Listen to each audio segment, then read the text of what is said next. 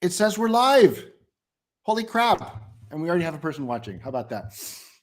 Nice. So, yeah. Welcome to the show, the game show, the Credford show, the game show where we never talk about games. And today we're going to do something a little bit less esoteric than we usually do,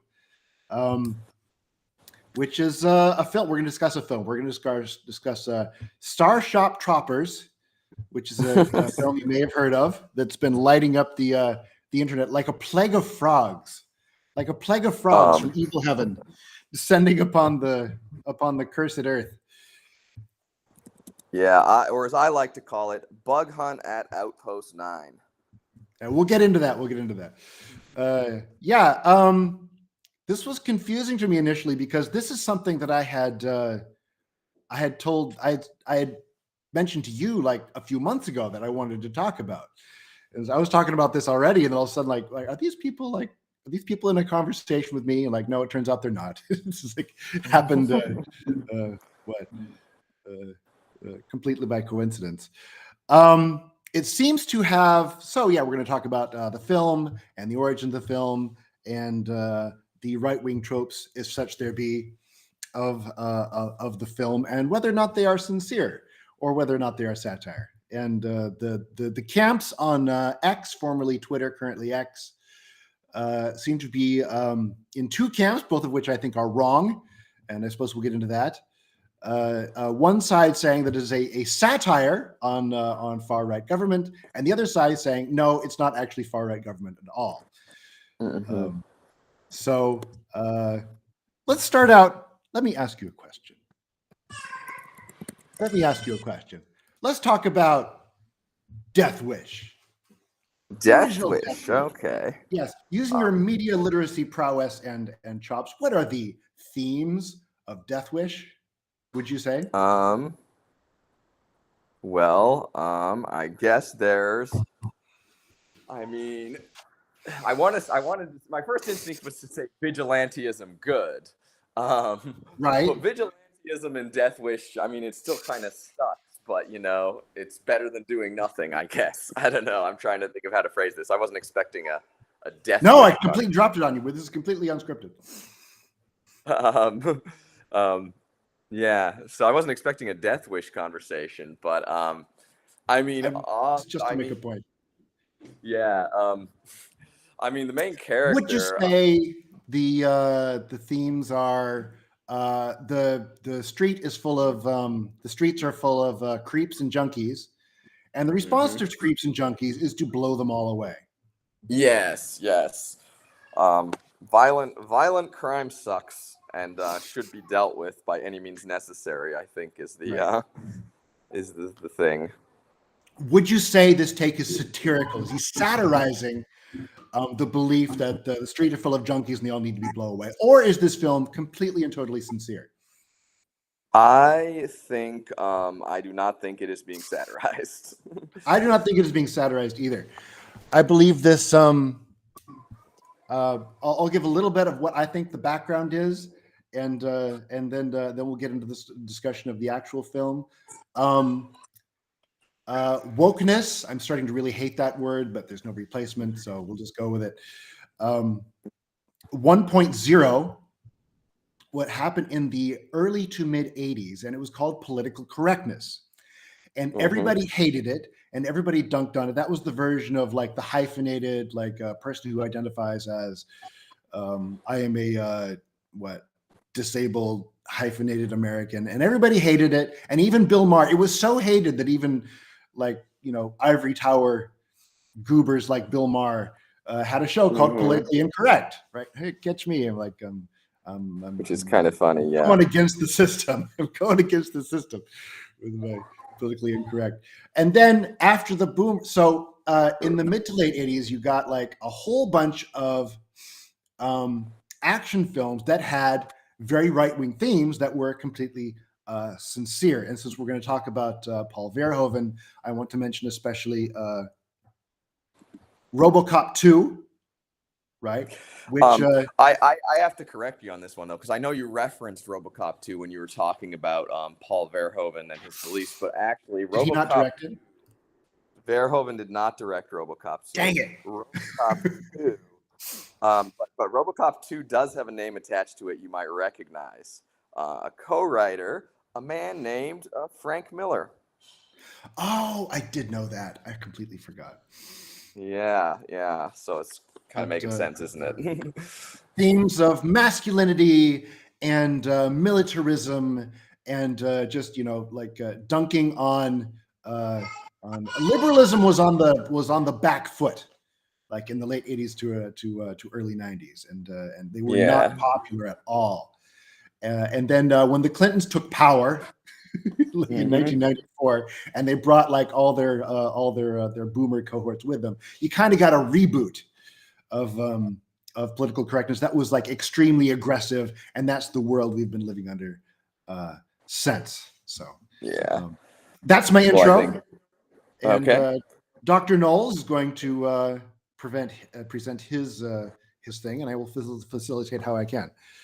Okay, so that was kind of, going away from the movie. But like I said, we're going to talk about Bug Hunt at Outpost 7, or as it's more commonly Tell them what that is. Starship Troopers. Right. Starship Troopers, the movie. So Starship Troopers, the movie, is quite a bit different than the book, and there's some very good reasons for that. First of all, the script for it was written by Ed Neumeyer, and Ed Neumeyer is a part of this equation that everyone forgets about. It seems like every time everyone talks about this movie, they talk about Verhoeven, and then sometimes they'll talk about Heinlein, who wrote the book. Yes. But Neumeyer actually wrote the script. And the thing is, when he started it, it was not a Starship Troopers movie. He started it as a completely different movie, and it was literally called Bug Hunt at Outpost 7. And then he shortened the name to Outpost 7 because maybe the studio thought that was a little too cheesy or whatever. But he wrote the script, he was working on it, and the studio told him, well, we are also interested in making this movie about Starship Troopers. There's this book, and it has a lot in common with your movie script that you're working on. And by the way, according to Verhoeven, he only read a couple chapters of the book. Neumeyer did read the whole book. And Neumeyer, here's the thing though. When Neumeyer was like, okay, well, I guess I'll write a Starship Troopers script, they said, hold your horses, not just yet. We don't know for sure that we're going to have the rights to this thing secured.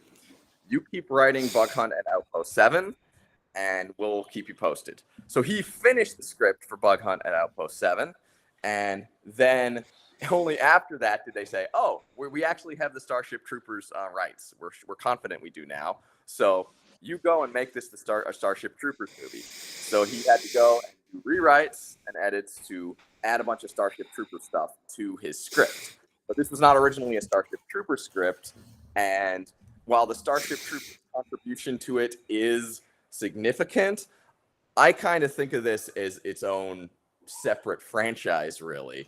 You can call it Outpost 7 or Bug Hunt, because the Starship Troopers book and this are quite different in many ways. Although, like I said, there is some significant, important similarities. And so he did that, and then they brought Verhoeven on, and Verhoeven directed. And actually, I did not realize at the time. So when this movie came out, it wasn't extremely financially successful. It didn't bomb. It had a budget of about $100 million, and it made about $120 million. So that's a bomb. That's a bomb. Okay, well, yeah, because you gotta. It's double that for advertising. And then the theaters get their take. That's what they generally assume today. Was it still the same back then? Oh yeah. Well, the theaters that's the gross box office take, and then the theaters they take their cut, which is like half. Yeah. Usually so it didn't do very well financially. But the thing is also that at that year and in the few years leading up to that, the competition for movies was insane. Starship Troopers came out 2 weeks after Titanic, to give you an idea. And what were there? There were other. What else was coming out at that time? There was a whole list. But anyway, we won't go too far. It was a big summer for movies. I remember that. There were a lot of big name movies that you would definitely recognize. So Starship Troopers did not do very financially well. The thing is, though, it was influential. I'll get into that a bit more. But one thing that I did not realize was as serious as it was until reading up on this, in preparation for this, was the backlash.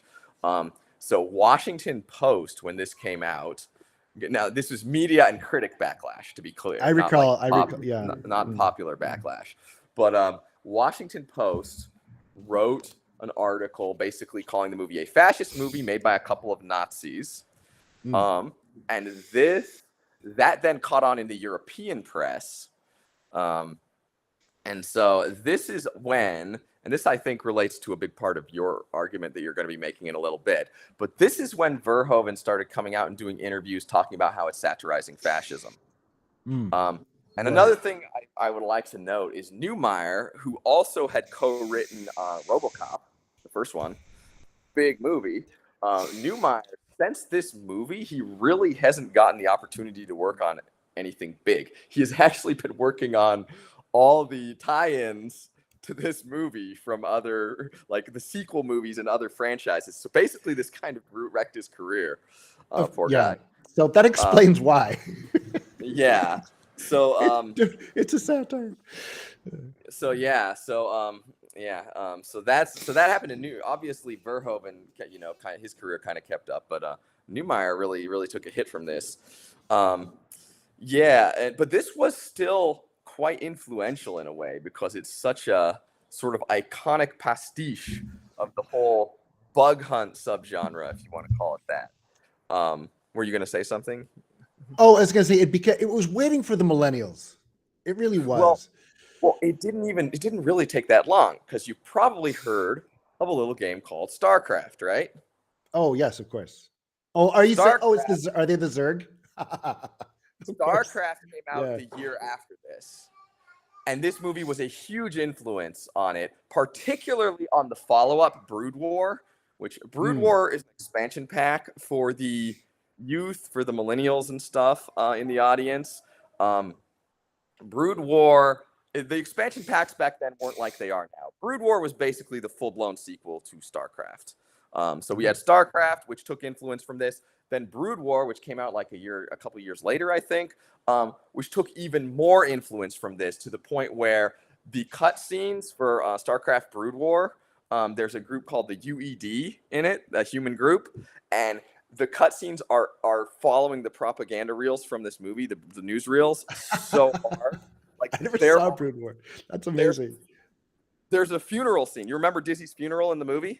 Yes, I was going to talk about that as a clip from it. Mm-hmm. There's a funeral that is like almost shot-for-shot recreation of that for a different character.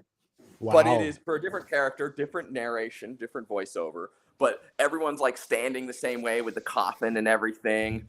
I'll drop it in. It's so similar. And the news broadcasts that they show are, that same sort of cheesy, hammy thing. Actually, theirs is bigger. Now that I look at this, they have a bigger Roman scene for theirs. But it's a very similar setup with the soldiers standing there and the coffin and everything.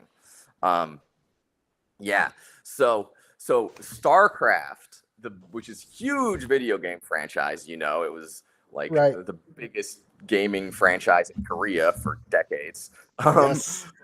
But StarCraft, particularly the original and especially Brood War, which for a long time was the most recent entry in the StarCraft series because it took them forever to come out with StarCraft 2. Those games took massively from this movie, massive inspiration. And, there's a lot of other things. And I'll tell you something, the kids loved it because when I was playing on the playground back then as a young lad, I did not see this movie because it was one of those movies my parents considered too gruesome or whatever. But I remember you're one of those. Played a little, sci-fi soldier game where I think instead of bugs we had like killer plants or something. But my friend was basically drawing inspiration from this all the time, and he kept wanting to to shoot fellow soldiers because he couldn't let them suffer while we were playing this. And like I was at one point I was like, you're a little too eager to do that, let's see if we can save him first. But I expect you do the same for me. totally got that from this movie because they do it in this movie very overtly and kind of. Oh yeah, they make a point of it. Yeah. Yeah. Yeah, it's kind of in a silly way sometimes. It's like, couldn't you try to rescue him first for the guy that gets grabbed by the flying monster instead of? Well, they were sticking. he was implanting eggs in his butt, is what he was doing. Oh, ew. Okay. Yeah. Yeah. Or Anyway, his back or something. You can't. I thought he was just stabbing him, cutting him, but yeah. Ugh. Yeah. That's the bugs are totally obviously you can tell just didn't do nothing. Yeah, so this movie has been, even though it wasn't successful at the box office, I think it's more influential than people think, and not as a satire, but as a pastiche of some of the bug hunt tropes and stuff. Yeah, I guess we'll get into the actual movie now. We're going to go through the movie and all the plot stuff, and we're also going to talk about people's takes on it, because I think a lot of these sort of politicization and people's takes have kind of like overshadowed the movie in some ways, what's actually in the movie. And I think, especially on the left, I think there's a lot of people who talk about who I think probably haven't seen the whole thing or haven't seen it in ages and are misremembering parts. They've seen it. I saw the thing that really irked me was that I follow like Red Letter Media, and they did a show on Starship Troopers last year, where Jay Bauman, who I usually, really, respect him as like understanding film. Mm-hmm. Yeah, they did the whole thing like it's a satire. Like, what are you talking about? It's not all the themes are okay. Some of the cutscenes, like in Verhoeven's tradition, like we did in RoboCop, there are very funny commercials. Like that's kind of his style. Like the RoboCop, like Nukem and Sunblock 5000 and whatever. Yeah, over the top. And those are funny, right? Mm-hmm. Over the top. Themes. Yeah, go ahead.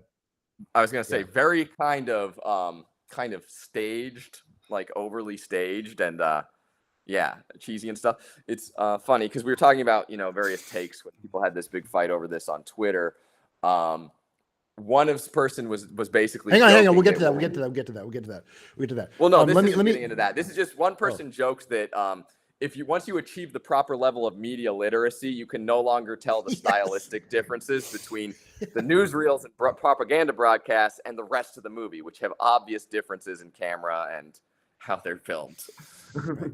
So let's discuss media literacy. I want to talk about the structure of the film, which is it's an oddly structured film, whereas in the plot, like it's got kind of like it's a standard like Joseph Campbell, like a Call to Adventure, like that kind of a story, but it all takes place within the first act.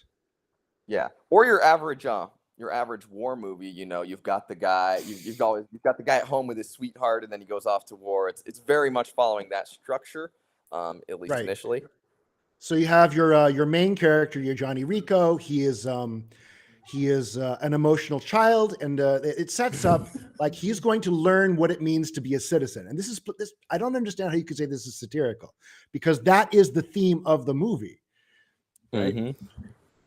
Well, they would say, people who argue that would say that, well, being a citizen in this community, in this government or this situation is, bad. They'd say that it's bad because it's a bad government, and that they'd say that the satire is that he's doing that and that's his journey, but this is like a propaganda for something bad. And so a big thing that some people who say it's satire argue is that the whole movie is like a propaganda movie in universe, but then some of them will go and try and say that, well, the real story that's happening is this. It's like, if the whole movie is a propaganda movie that's like in universe or whatever, you don't know what the heck is true, because you're saying you can't trust anything.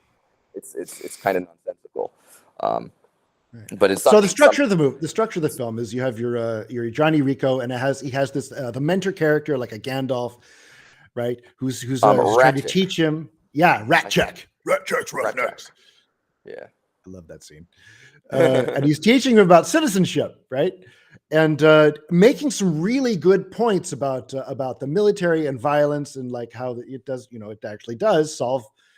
Things don't get solved by, like V for Vendetta, like standing outside, in a mask in unison. Like that doesn't Yep. solve anything. The military would just come down and mow these people down. Right? As long as the people in power are actually not opposed to that and actually don't want them to succeed, right? Well, like you assume that the people in power are going to be under a threat, and they're just going to come and blow you away, right? If you're not going to bring, right? And so, and then he gets like his call to adventure. There's the thing with his parents, which we'll have to get into after, but and then he was kind of forced into this adventure. And then he has like his crisis during basic training, and the crisis is basically resolved in the first act, where he has his second thoughts. He tries to wash out. So just to be clear, the crisis happens for anyone who hasn't seen the movie because he accidentally gets a guy killed during a live fire exercise. Right. He's overly enthusiastic about the military, about being in command. And the guy's helmet is falling in his eyes, and he's like, he's basically like, take that off and give it to me. And then almost immediately after, there's an accident where the guy gets shot in the head. Really gruesome one too, where his eye pops out. This is an interesting thing, though. There's several interesting things about the movie during this part. A lot of the stuff, because the people who say it's satire, they talk about the UCF in a way that their portrayal compared to what's portrayed in the movie is a lot of times really unfair, and it's like they didn't pay attention to the boring parts. I feel like the parts that where the people are just talking or whatever, or because there's a lot of stuff that happens in this early parts of the movie that actually make the UCF look good if you're paying attention to more than just the hammy, just kind of like the over-the-top violent stuff. Ratchek is like just genuinely presented as a good guy. Right, he's a great guy. Yeah, and the thing is, even though he's a citizen, he's not depicted as some kind of elite of society. He's just a teacher, and then Johnny Rico's parents, who are rich, they kind of look down on him. They consider him, like a crackpot.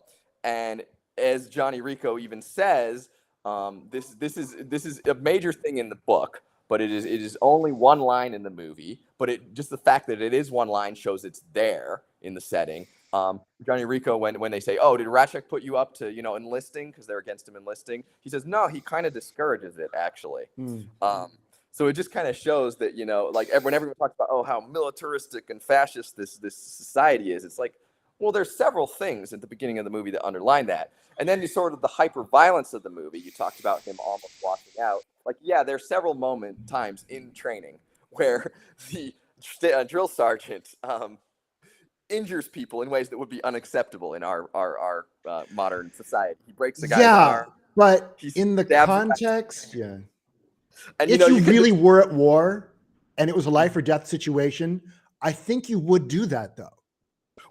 I buy that. You wouldn't do that in the modern day because it disables a soldier for a long time. But the thing is, but that guy was like back up like immediately. So they must have like futuristic medicine. Established very quickly that their medical care is much more advanced than ours, and they can patch these people up very quickly. On the other hand, when Johnny Rico, is partially responsible for an accident that kills a guy, the military actually takes it quite seriously when it's something that they can't just patch up quickly. So, when they talk about how hyper-violent the society is or whatever, and how it doesn't value the soldiers, I would say, the moment, they actually show that they do value the soldiers, even though they hurt them. Like, when they hurt them, it's something they can fix. But when it's something they can't fix, they actually take it quite seriously. Like, if I wanted to show that this is a hyper-violent, society that doesn't value the soldiers, what I would have happen after that is when, Rico is looking at, they immediately demote him, right? And then they have him flogged.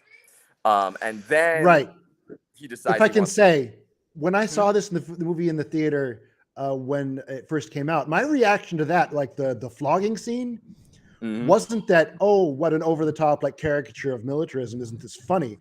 I was thinking that is totally badass. I wonder if I would be brave enough to stand there, bite down on a stick, and take 10 lashes. I mean, and it's evaluating myself against the. It's something that actually happened. Like, it's a callback to an earlier era, obviously, but the old British Navy did handle discipline like this and stuff. But they did that until recently. Yeah, but like I fairly said, recently. I wanted to show that this was a hyper-violent society that doesn't actually care about the soldiers. That's a big talking point. They don't actually care about the soldiers. If I wanted to show that, you know what I would do? When they had that scene where Rico is interrogated about why he took the helmet off and stuff, and he's like, I wanted to win, at the very end when he talks about the competition. If I wanted to show that they really don't care about the lives of soldiers, I would have them promote him after that. Yes, or have him killed. Well, they can't have the main character killed. No, but I would do the opposite. Have somebody killed. Like, if you want to show him as a bad guy, you have him do something over the top. If it's a satire, you have him do something over the top bad. Yeah. But they didn't do that.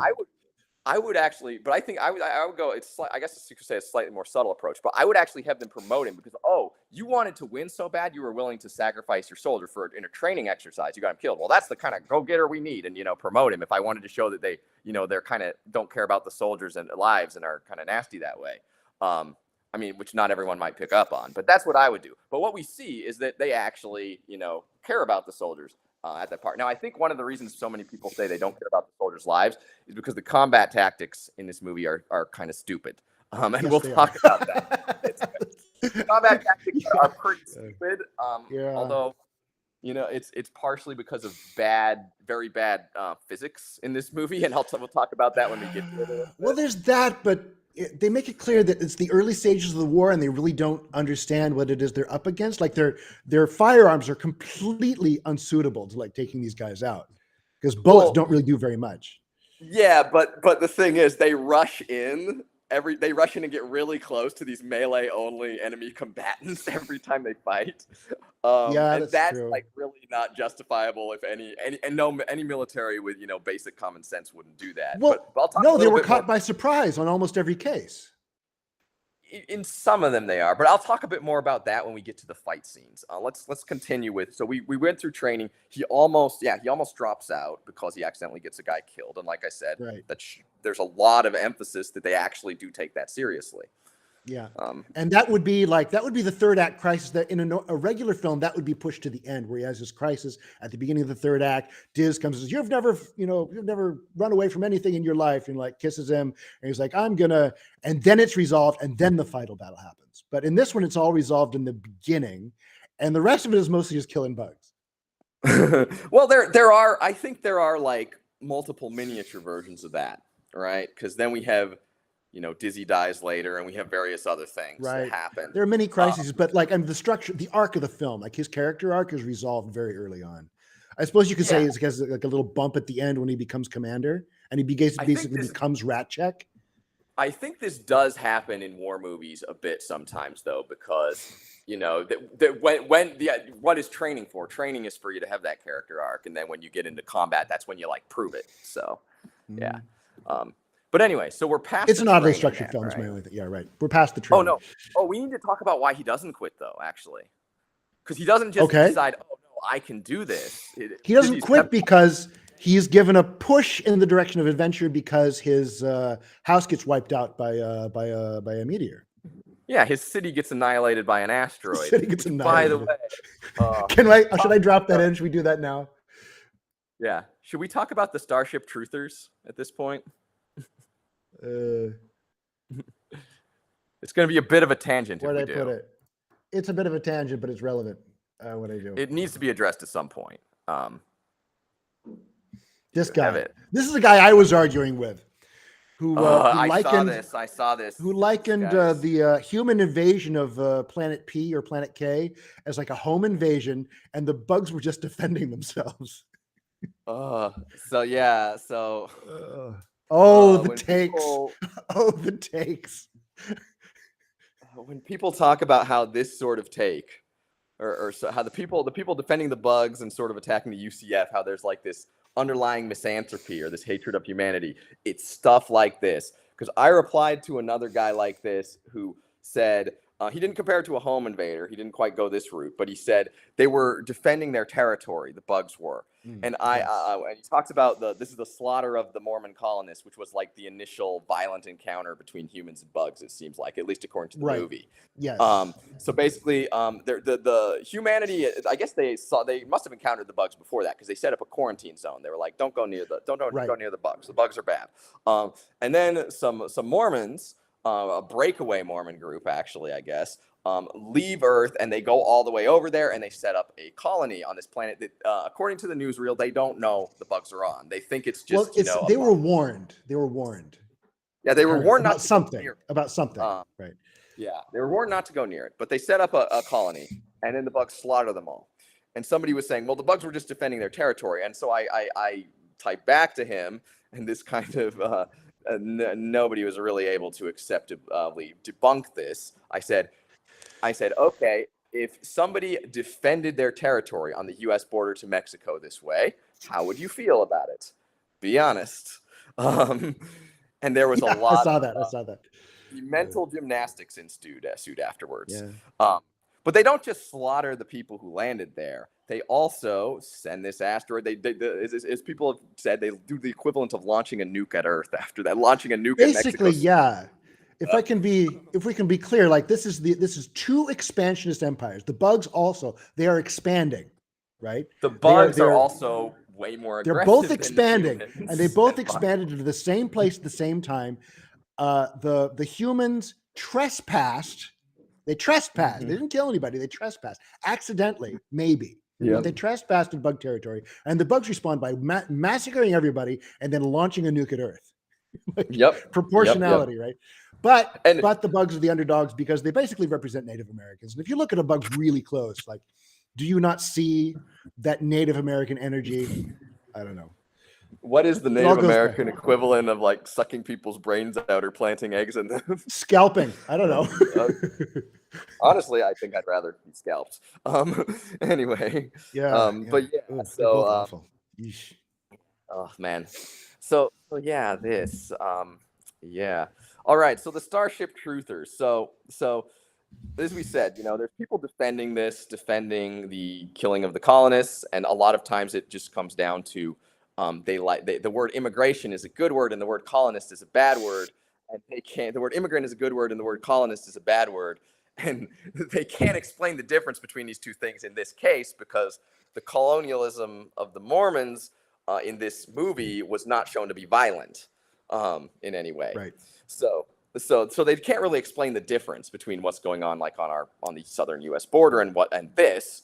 But they some of them just literally just fall back onto colonist bad, immigrant good. I don't know. It all goes back to Uncle Ted, right? Mm-hmm.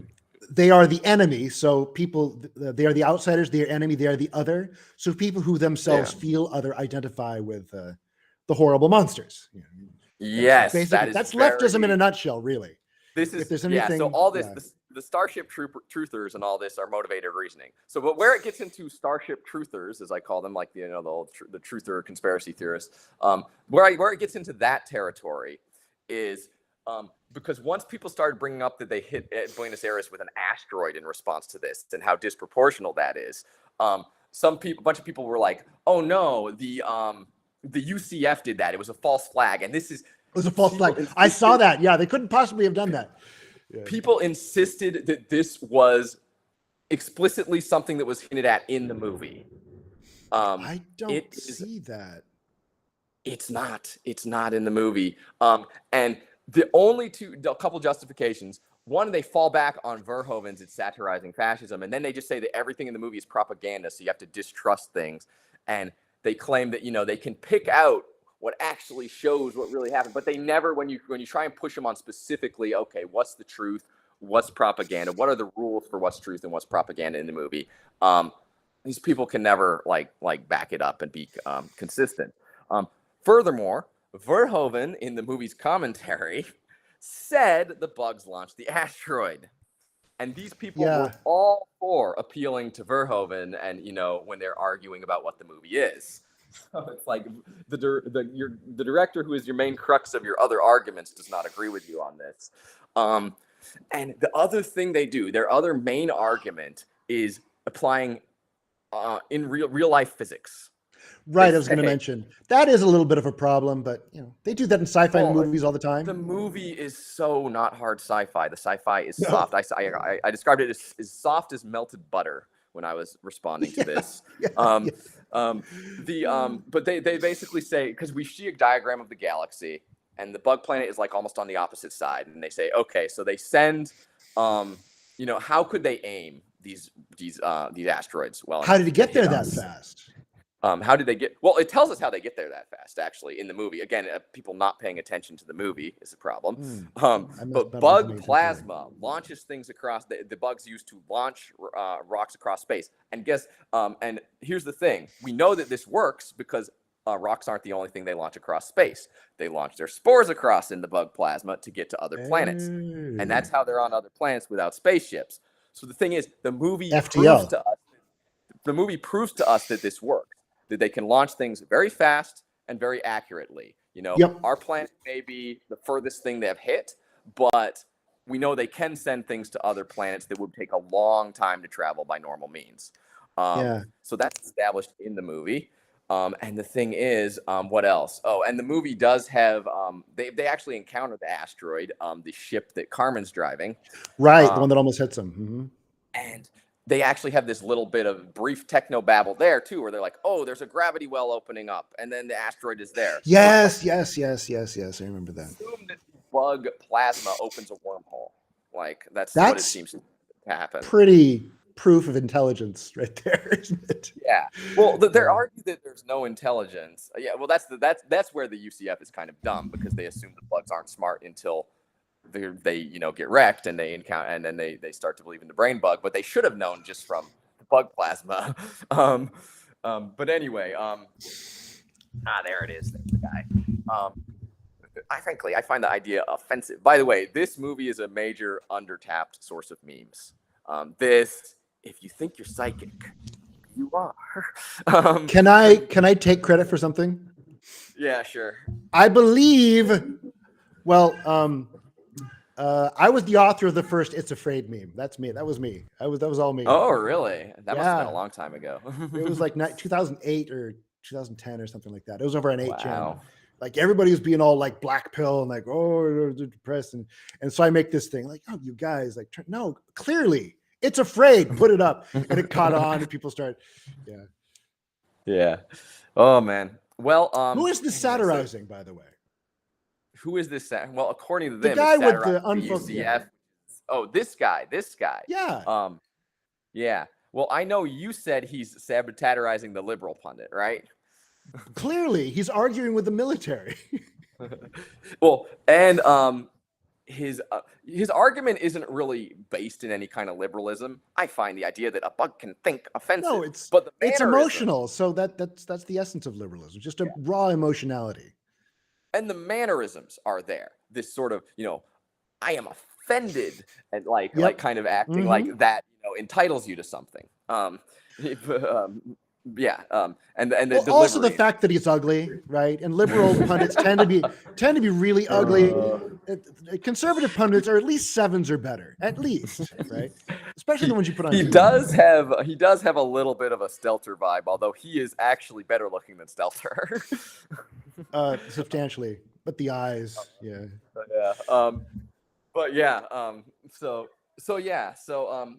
There is no support in the movie, and people talking about how they launched the asteroid. How does everyone zip back and forth between the two planets so fast?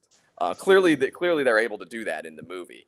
They zip back and forth between the bug sector and Earth, and like it's no problem.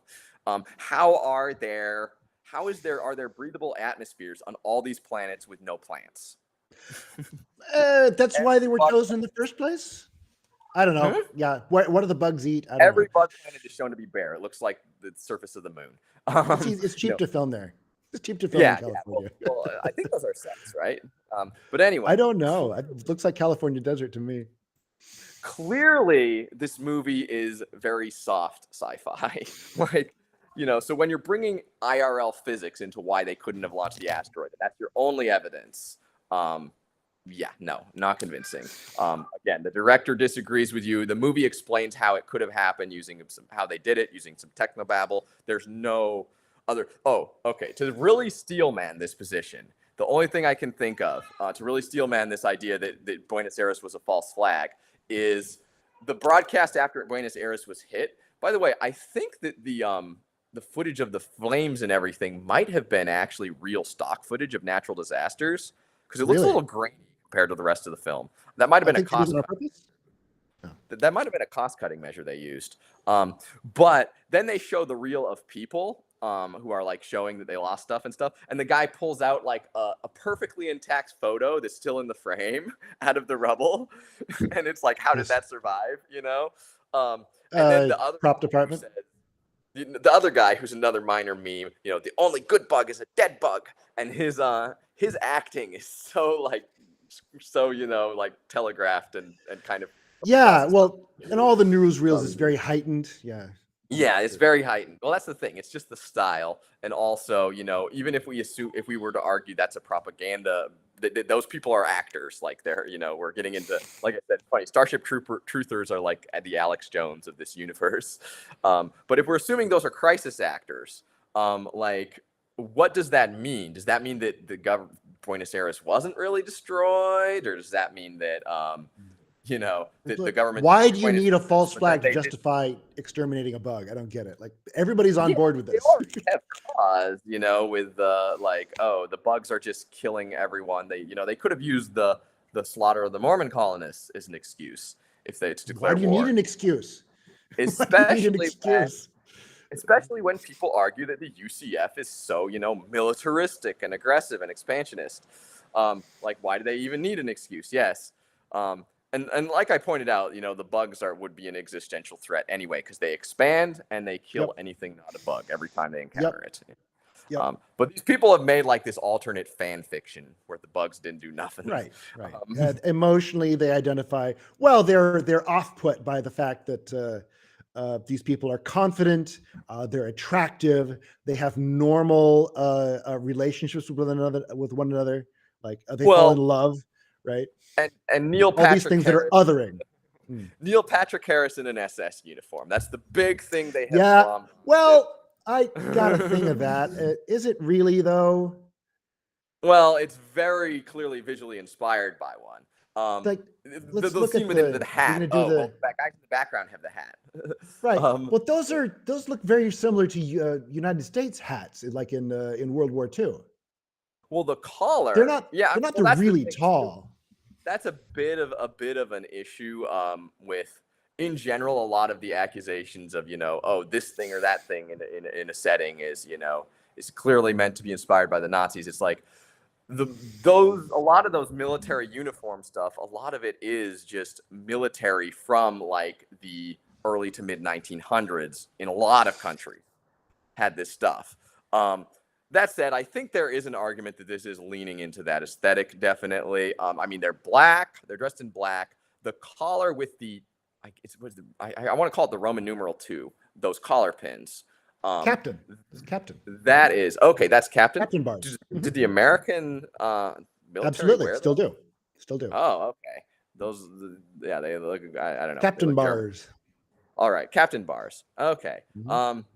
Yeah. I mean, it's black too, but this is also the most surface level thing, like, to grab onto. So I think it shows that these people are not doing in-depth analysis at all. You know, they just grab onto these very surface level things, and it's like, okay. And then the other people arguing with them are talking about what the actual events that happen in the movie and what people actually say. And it's like, you know, those things are kind of really more important when you get down to it than you know, my symbolism. And somebody actually said, it's just meta irony. Case closed. Connor Cregan. Yeah. Well, somebody it's not meta irony. That's what we're arguing here.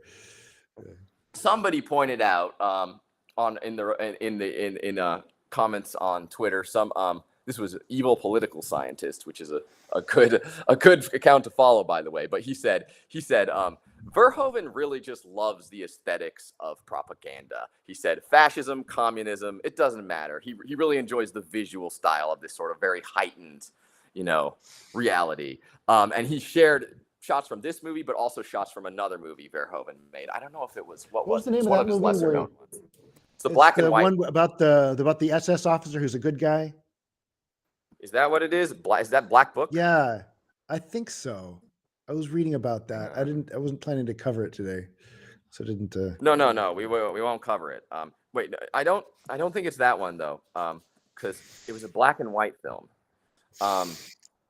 So anyway, yeah, but basically he said he just loves the aesthetics of propaganda. He was suggesting that alternate explanation. Connor Cregan, we weren't arguing about this like a year or two ago or something. This is very true. Connor's my friend. Very true. And I don't think many people were arguing, except like I said, when the movie first came out, the journalists class, in the meme about journalists, the journalists came at it. But I don't think most other people did. Like I said, when my friend, when we were kids playing on the playground, he saw this movie and used it as inspiration for our games. Like, he loved this movie, and satire was not on his mind at all.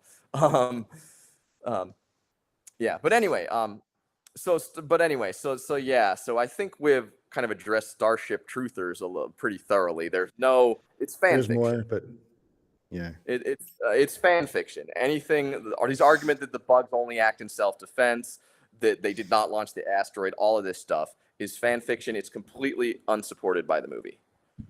Right. So I guess the last thing I want to talk about is it actually fascism? And I'm going to argue that it is, and it's played completely straight. You're going to argue that it is? Okay. This is. This is an interesting perspective. It is, self-consciously. Well, the Heinlein book, the book Starship Troopers, which I have read, though it was some time ago. It's less a novel, and because I believe Heinlein served in World War II, and most of the book he did. Yes. Yeah, seems to be a treatise on how a military should be run. Right? A lot of it is, and a big part of the reason he wrote the book actually is because he wrote it as like a counter to the anti-nuclear people. People wanted to, scrap and anti-communist. Yeah, for sure. But people wanted to scrap the nuclear program. And this is what his own comments have been about the book. People wanted to scrap the nuclear program, and he thought that was extremely foolish and essentially, abandoning your right to survive, or this is like an existential struggle. He thought you need to be at the cutting edge of, weapons of warfare and stuff. And so a big part of Starship Troopers was his argument for that. And for, yes, the ideal way of a military should be run, for sure. Right. An argument for this system that he has come up with, where people become citizens based on service, which I don't, if I recall the book correctly, does not need to be military. It doesn't. There's other things. You can do like Peace Corps service. You can be in the medical. Right. You don't have to be a firefighter. Something. You can be a firefighter, right? But you. It's basically, it's not that dissimilar to Kennedy's idea, right? The Peace Corps, right? Well, it's also very, very similar to, how the Greeks back in the day, yes, very much so, how the Athenians did their, their democracy, the earliest, or the Romans. Yep. If you wanted to be anybody in the Roman Senate, you had to serve in the army.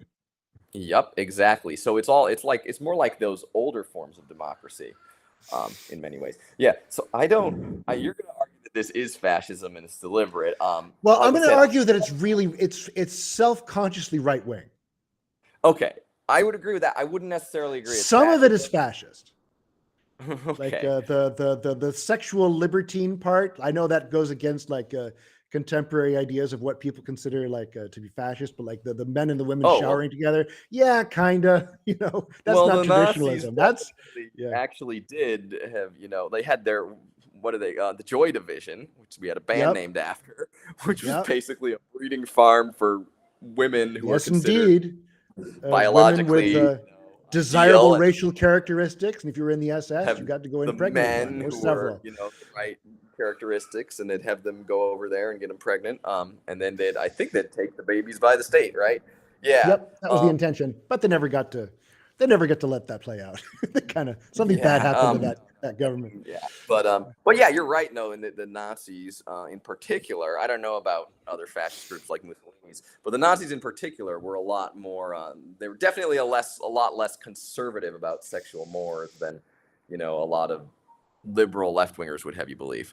So Right. yeah, I can see that is or contemporary right wingers. Contemporary right wingers, yeah, a lot of So the both. Nazis were all about tradition, like, well, kind of, sort of, but not really. Well, those are only the right wingers who have kind of gotten on board with thinking that the Nazis were actually based, which there's plenty that don't too. But anyway, so I can see where you're coming from there. But as far as the government we're shown and society as we're shown, I don't know if I wouldn't say it's actually fascist in principle. It's definitely militarist. It is near totalitarian because you have to have a license to have children, right? That is a good point. You have to have a license to have children, and doing federal service makes that all but given. You can definitely. So the Rico's parents did not serve, so they probably got their license because they're rich. Mm-hmm. Yeah, right? Yeah, that's a fair point. We do know, like I said, a lot of the things were shown earlier in the movie kind of present a much softer side of the Federation, and then as we go on, we see, we see more kind of a harsher side, I guess, or a more controlling side. And I think now, if I recall, the child limit, which is actually, funnily enough, closest to like Maoist China of real life, but the child limit is not in the book, right? I don't remember. It might not be.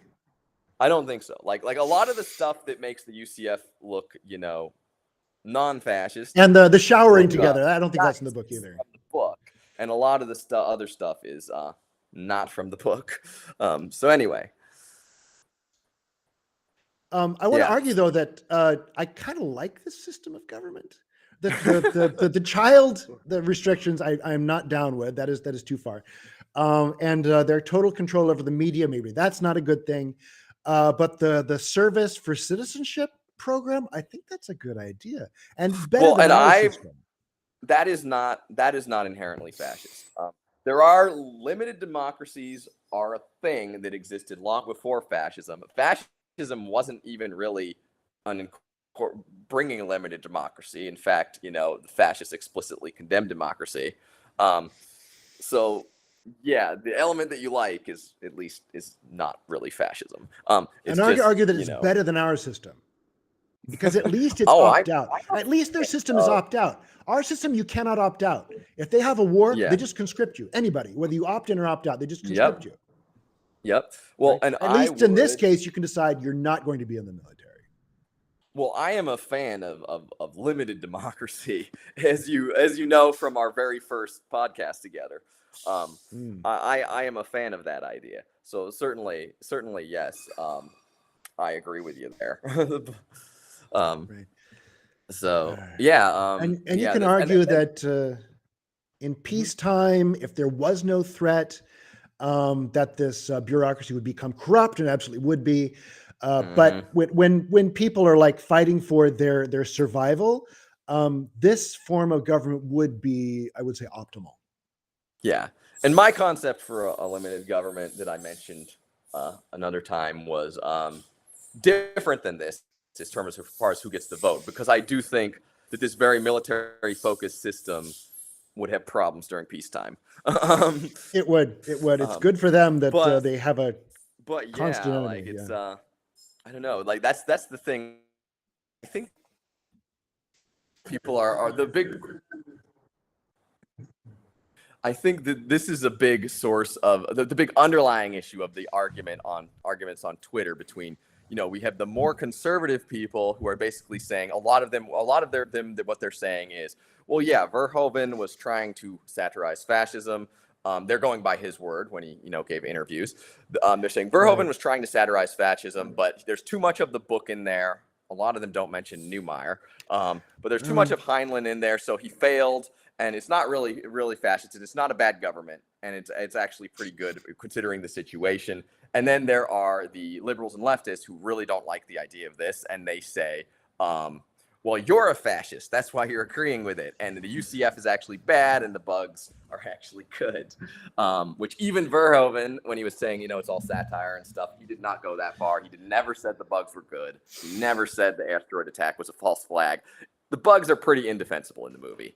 Well, it's an underlying fear of inadequacy, right? They fear that in this situation where you are called upon to where people will be ranked and used according to how useful they are and whether they can perform, they fear that they are not up to task, right? That they would be passed over. Absolutely. That they would be, that they couldn't meet the physical requirements, they couldn't meet the emotional requirements, they couldn't meet the discipline and endurance requirements, and they would be in such a society, they would be nowhere, or they would be forced to change. That's why they associate meritocracy with fascism.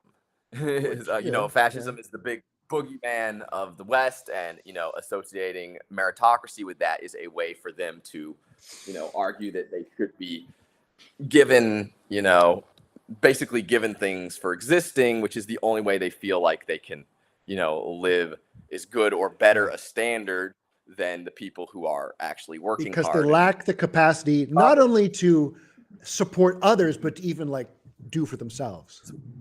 Yes. So it is definitely coming from a place of resentment for sure. Yeah, so there's a lot of motivated reasoning with these arguments on Twitter. I said, they really I don't do. really They think... begin with the conclusion and then they support it with nonsense. Yes. Yeah. So as far as you said, it's played completely straight, not intended to be satire. And you, as I pointed out, here's my evidence. Mm-hmm. This scene right here, the one that I have up here, Dizzy's funeral, right? And he goes into this monologue, which what I would call his second crisis, maybe. It's a smaller crisis, but it doesn't actually, it just hardens him, really. He doesn't have any conflict over this. And in his monologue, he said she was a soldier, she was my friend, and most importantly, what? She was a citizen of the Federation. Yeah. Where's the joke? Am I supposed to be laughing? Right? Is this satirizing soldiers who die in combat? I don't get it. Where's the joke here? There is no joke. They're completely sincere. Yeah. Well, and then the alternate stance on this, is that Verhoeven. This is an alternate stance that I'm kind of split between this and your stance, but the alternate stance here is that Verhoeven was trying to satirize things when he made the movie, but Neumeier was the one who wrote the script, and the script was not intended to be satire. But Verhoeven directed the actors. True. Right? And this scene is 100%. It actually it's emotional. Right? How would you turn this scene into satire even? How would you properly satirize this scene? How could you make this scene so emotional unless you meant it? Yeah. Well, like I said, I don't really see how you could make this scene funny. I mean, it's a woman, a soldier who is, somebody and a friend and a lover who someone is delivering a eulogy for. I could there's 100 ways you could satirize this. Make her look ridiculous in the coffin. Make it so something bad happens, like somebody trips, or when the coffin goes out, it falls into into a bug hole or something stupid. There's a million ways that you can satirize this. And you undercut it with a joke. Yeah, I guess so. Guardians of the Galaxy style. But no, it's and it reinforces the theme of the film. This is a good system. She served, she became a citizen, she made the ultimate sacrifice, and now we have to,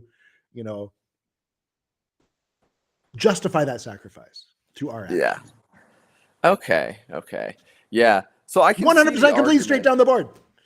I can see the argument definitely that the movie has a lot of silliness in it, but that it was actually not intended to satirize anything, and it's actually playing it fairly straight. Completely and straight. That Verhoeven, because he has said a lot of things in subsequent interviews about this. He which wants have to been work. about I don't satire. believe him. But like I said, right after the movie came out, there was basically a huge cancellation attempt on him and Newmeyer. We took on Newmeyer and did not really take on him. This was, the Washington Post came at him, and the European press and things. So he definitely, I was a little skeptical of this idea that it's that even I was like, he says this so consistently for so long, but I was not aware just how much he was come at when this movie first came out. So that kind of puts it more in perspective of why he would say that. He wants to continue making movies. You got to do stuff like this. I understand. Yeah. Yeah. So it's interesting. By the way, on a surface level, is an action movie. The movie holds up pretty well. The special effects, 1997, is pretty good. Good, the bugs and everything. I mean, this is 1997 CGI. Although then when I think about it, I'm wondering if that just shows how much Hollywood has stagnated, and if we don't realize how bad it is. Well, they were doing things that weren't that difficult to do because, like, with the bugs, like there's no fire effects. The bugs are like mostly smooth, which was easy to do. So are spaceships. Yeah, and they also do use miniatures a bit, right? Like with the brain bug. Right, lots of practical effects. Yep. Yeah. Now, as I said, so yeah, it holds up pretty well as an action movie. Now, like I said, the action, a lot of the military tactics and stuff are very dumb. But explained. It's explained. Well, it's done in a way. It's done in a way that is exciting, and I compared it to. If you watch a video of someone boxing a bear and winning. Now, boxing a bear is a very stupid thing to do, but if you see a video of someone boxing a bear and winning, you're going to be like, "Oh, wow, that's cool," Okay. So they do things in the movie, like I said, they're especially the earlier battles. They're always charging the bugs, and you'd think they want to get as far away as possible in their range. Hang on, they're not charging into the bugs. The bugs are appearing from underneath them. No. They're always surprised. Scenes. That happens. Well, the first in P, they didn't know they were there. There are scenes where the bugs are skittering over the landscape, like the Klendathu, the big battle at Klendathu where they get wrecked. There are scenes where the bugs are skittering over the land, and the soldiers are actually charging towards them while firing. And that's a very dumb tactic. But yes, what they're doing, there is a visceral excitement to it, because what they're doing essentially is they're treating the rifles, even though they're all armed with rifles, the director and the way they're making the action scene is treating them almost like melee weapons. Combat scene. Yeah, close combat, kind of like 300. They're having to up really close because they want that close combat, because there's that excitement of, they might die. Right. And a lot of them do die. But also, there's this weird kind of, if you look closely, it's like almost like it's like a little justified by the stupid physics of the movie, because the closer they get to the bugs, the more the bugs recoil and are stopped and are put down by their bullets. So when they get close, the bullets hit harder. That's true.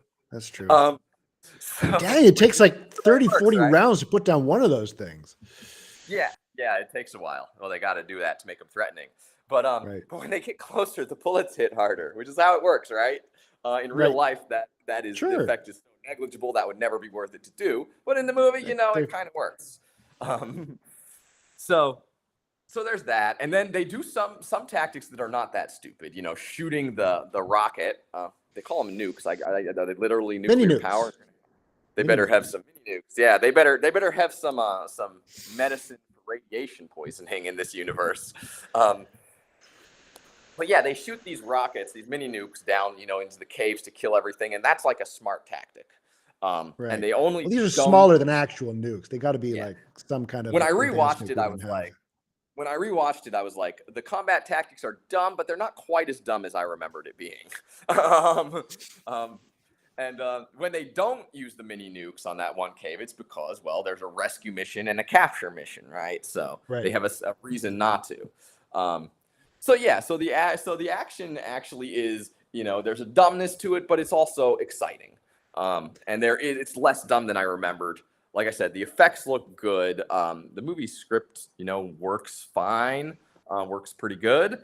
It's funny because this movie was considered to be a very dumb action movie when it first came out, and like compared to what they're cranking out nowadays, it's like there's many more. Citizen freaking Kane. So many more interesting things about this movie than so many of the movies and shows they're making now. Most of them. Nobody twerks. Nobody twerks in this movie. The very fact that there's all this discourse about it shows that there's something there. Oh, and I should give one of the less common comments about like the the underlying messages or themes of the movie that holds up a lot better than what the major takes are. This is the idea that throughout the movie, we see evidence that human society is actually becoming more like the bugs. And that this is the real way that the movie is kind of showing that there's a more sinister side to the UCF. And there's like some scenes that are direct parallels between the bugs and the UCF. A big one, of course, you have the very famous, at least if you know this movie, it's a very famous scene of the guy, the co-pilot getting his brain sucked out by the brain bug, where Carmen and him are captured, and the brain bug comes up to him and it sticks its proboscis up in his skull and sucks his brain out like a straw. And then at the very end of the movie, when they have captured the brain bug, what are they doing to it? They cut off his thing. Well, that happened before. Cut off his thing when he's about to stab her. By the way, that's a callback to that's a little bit of a callback to your enemy cannot push a button if you disable his hand, and he throws the knife. True. I didn't catch that. It pays off. It's a good movie. Your enemy cannot suck out your brain if you cut off his probe thing. Ding-a-ling. Yeah. So, no, at the very end, after they capture the brain bug, the last scene we see with the brain bug, they're probing it. They're sticking metal probes. They're sticking a thing in it. I like that. It's a direct parallel between the two. The bug is probing humans for knowledge because it's kind of established that when it sucks their brain, it like gains. And the humans are probing the bug. And there's just kind of some signs in the movie like that humanity is kind of because the scientist lady, the mad scientist lady at the beginning, she gives this speech. She's just a high school teacher. Movie mad scientist. It's great. Yeah. She gives this whole speech about how the bugs aren't too bright, but you have this race that has evolved over all this time, and in so many ways it's the ideal life form. And the things she describes, like we see humanity kind of becoming like that. It's becoming more collectivized. I don't see that. You don't really see that? No. Well, this is a pretty collectivist society, isn't it? It's a militarist society, and everybody's working together, but everybody's different, right? Well, there's also, a lot of the parallels are with Neil Patrick Harris's character and the brain bug. Okay. Because I Neil see that. Patrick Harris, he's the brain human. He's the brain human. Exactly. He's the psychic. But we see him suggesting something to an animal at the beginning, right? And then he says, Rico says, "You've never done that to me, have you?" And he says, "No, don't worry, I can't do humans." And he says, "Yet." And then later in the movie, hang on. Counterpoint. Mm-hmm. They show that the bugs are specialists, but the humans are not. The humans are adaptable. Right? Because Rico can accept suggestion. Carmen is not just, she's good in hand-to-hand combat, not just as the pilot of a ship. Everybody's very versatile in this film. And as a counterpoint to the bugs. Okay, that's fair. But I do think there's definitely some deliberate parallels being made. Towards the end of the movie. Contrast. There's contrast and comparison. And Rico going off mission, right? Which is something a bug would not do. Well, was it off mission? Because then later at the end, he goes up to Neil Patrick Harris again, and he says, I don't remember Neil Patrick Harris's character's name. He says, "Hey, was it you who told me? Was that you with your psychic powers who told me that Carmen was in the cave?" That's classified. And he says, "That's classified," with a big smile. Right, but it's a I'm gonna stick with contrast. They're contrasting the collectivism with the bugs because it is Rico's independent nature. Yes, he gets the impression that Carmen is down there, but it's his independent nature that prompts him to go off mission, and the fact that he's okay. Well, gosh, I would have to re-watch the movie to kind of balance this out a little. But this guy, one of the great works of our times. There's so many themes here. He made a thread with several of the scenes, talking about how they parallel each other. Oh, and so again, like I said, a lot of the parallel scenes are with the brain bug. The scene where the bugs capture Carmen and her co-pilot, and then they bring him to the brain bug, and then the scene where the humans capture the brain bug and bring him out to Neil Patrick Harris. And then, like I said, later they're probing the brain bug, sticking that thing right up his very strong. Those scenes have very strong parallels of visuals and behavior. It shows that they're both ruthless, right? And they're both. This is about survival, not about feelings. So I think there are deliberate parallels being made. But yeah, contrasts, my friend. All right, I can see the argument. There are contrasts too. But yeah, so gosh, what else should we talk about? Anything else about this? We could talk. We're over an hour. You think, is there more? We could probably talk about, I mean, we're not going to now, but we could probably talk about Starship Troopers for like 5 hours. Honestly, it's funny, for the smartest, one of those quote unquote dumb movies from back in the day that's actually way smarter than almost anything they're making now, or anything they're making now. Just the fact that there is so much discussion about this movie right now, and that there's so many different takes and different stuff, just shows that it's a lot less dumb than people said it was. It's well, as a self-conscious promotion of right-wing things, it almost stands alone. I can't think of anything even similar. Well, I mean, you've got a lot of movies that some of them we already mentioned, you know, RoboCop, Police, Death Wish, vigilantism. That is definitely a right-wing theme, but this is like a whole theory of government, right? Yeah. And then we've got, well, like I said, not everything in the movie is right-wing, but then we've got what? Total Recall is a very right libertarian movie. Not Total Recall. Demolition Man. That's the one I was trying to think of. Demolition Man is a very right-wing libertarian. Dude, we'll do a different show on Demolition Man. We can do like 6 hours on Demolition Man. Oh man. But yeah, did you want to read this? Because you pulled this up. I think this is backing your earlier argument about. From the opposite side, Paul Verhoeven made men of power, adventure, military police, and strategic violence seem so appealing that the simplest explanation is that the end has always been a secret fascist. That is true. Also, everybody was like this in the world in history up until about 1994. Oh man. Well, like I said, again, this is kind of a watering down of the word fascist, but other than that, yeah. I mean, but then you get that's like where the military symbolism of the movie kind of reinforces it.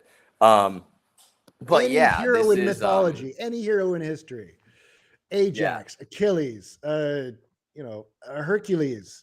Except in the Disney version where he's a picked on child. Okay. Well, Disney always does that for whatever reason. Yeah, they do. It's a favorite thing.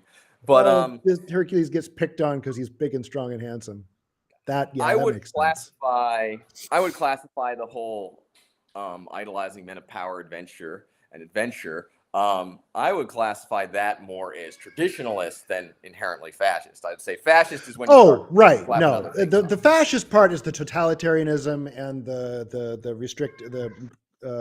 controlling the birth, having children, and the control of the media. That is arguably fascist. Well, okay. Here's one last thing before we go. One last little bit.